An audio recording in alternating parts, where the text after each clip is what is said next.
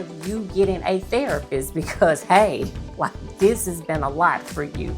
Um, Hi, my name is Dr. Carey Yazeed, and if you are new to my channel, welcome. And if you are returning, welcome back. I have been sharing about my journey here on YouTube. Recently, I was fired back in December, actually December 6th of 2024. And I first decided to just get on YouTube and just talk about like my experience, what happened, and realized from that first video that a lot of you have been going through the exact same things, that you have been in toxic work environments, that you found yourself with narcissistic bosses. You have just been struggling, trying to figure it all out. So last week I did a video on strategic planning versus setting goals and how those two really work together. So if you haven't checked out that video, make sure you go and check it out. Today, I want to talk about how do you rebuild your self-confidence after you've been fired. Now, let's be honest. When you are fired from a job, that hurts, okay? We have feelings of, okay, am I good enough? Am I worthy? You start to feel down. You're discouraged. You wonder, like, if all of the degrees that you have, in my case, I have 3 of them, like, hey, what did I do all of that for? It is really challenging on your self-esteem. It impacts how you feel about yourself. Do you think you are worthy enough? So all of those things start to take place, those emotions and those feelings. Am I right? Right. So today I want to talk about how do you rebuild your confidence after you have experienced a blow such as that. So the first thing that I want you to do is that you need to remind yourself who the hell you are. Like, you literally are going to have to sit down and say, look, just because you were fired, that does not define who you are. So I want you in this very moment, pull out your resume, dust off that resume, especially if you were getting ready to submit it to find another job. Pull out your resume and look at all of the skills and the talents that you have.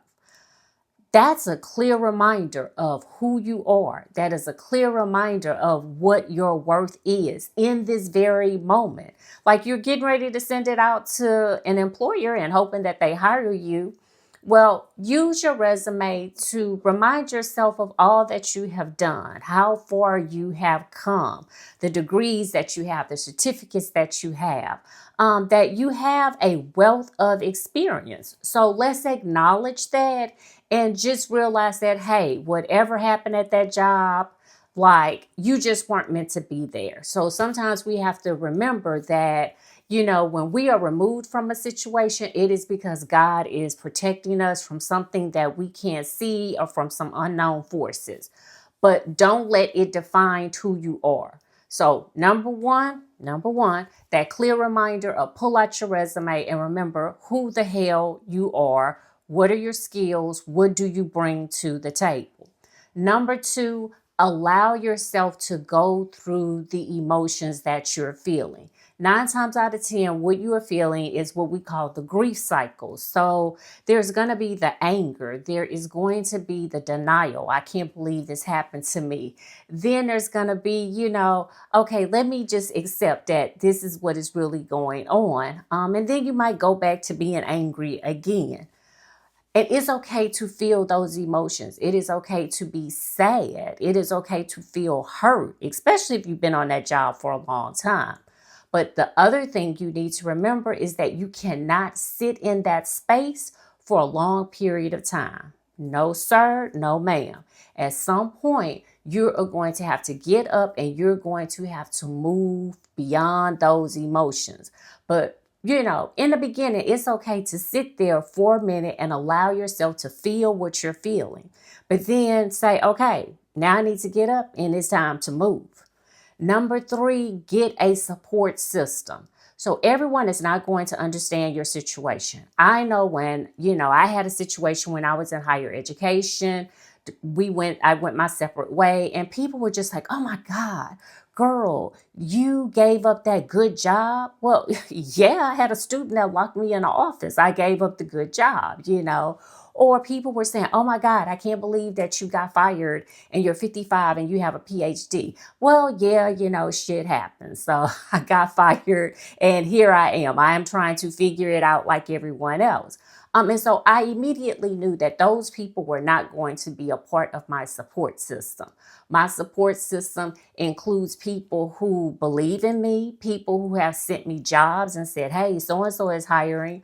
Someone who's stepped up and said, hey, you know, maybe we can barter. You're good on social media. I'm good at business coaching. Like, let's put our heads together and see, you know, how we can like rebrand you, polish you up and put you back out there. Maybe not as an employee, but put you back into the space of entrepreneurship. So your support system is going to be people who believe in you, people who are going to be looking out for you, people who are going to listen to you, but they're also not going to let you sulk in your emotions for too long. They're going to say, okay, it's time to get up and it's time to, you know, move right along.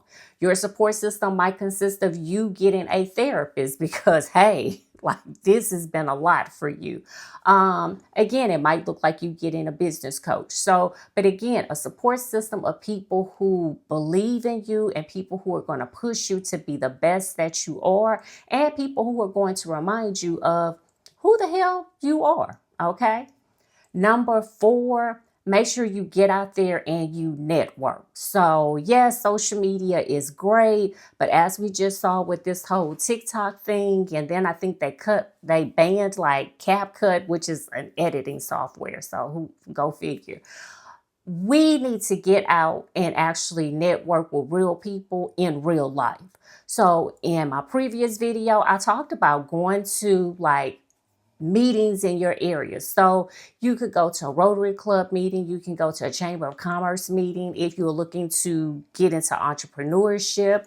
If you belong to a fraternity or sorority and you've been inactive, maybe reconnecting. Maybe it's signing up for like a local baseball team or a kickball team. Like get out there and meet people. A great way to actually network with people is golfing. If you didn't know it, golfing. You can get out there, hit a ball, relieve a whole lot of stress, but you really can meet some movers and some shakers and some decision makers on a golf course. So that's a tip. I don't know if you caught that tip, but that was a tip. Learn how to play golf if you don't know how to play golf. So number 5, make sure you take care of yourself. That means practice self-care. And when I say practice self-care, honey, you need to be doing that daily. So if that means getting out and going walking around your block, that's free. To go walking is free. If you jog, that's even better. That's free too. It might mean that you give yourself a facial at home. Again, doesn't cost you anything. It might mean putting on a YouTube video and exercising for 20 minutes. It could look like you eating healthy, eating clean foods. So practice self-care each and every day.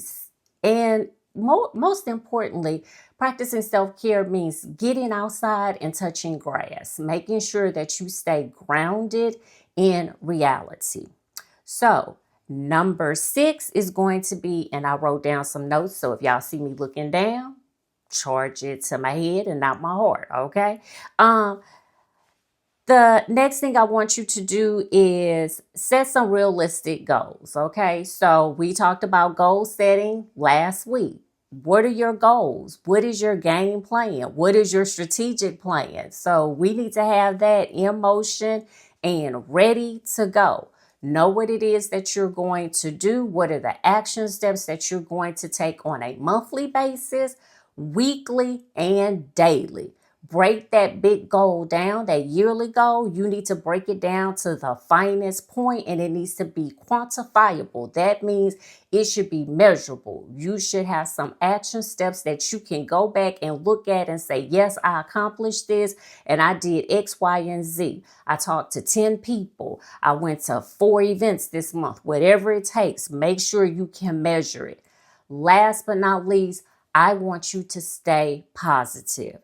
please remember that you being fired is not a reflection of who you are as an individual. It sure isn't a reflection of who you are as a professional. Okay.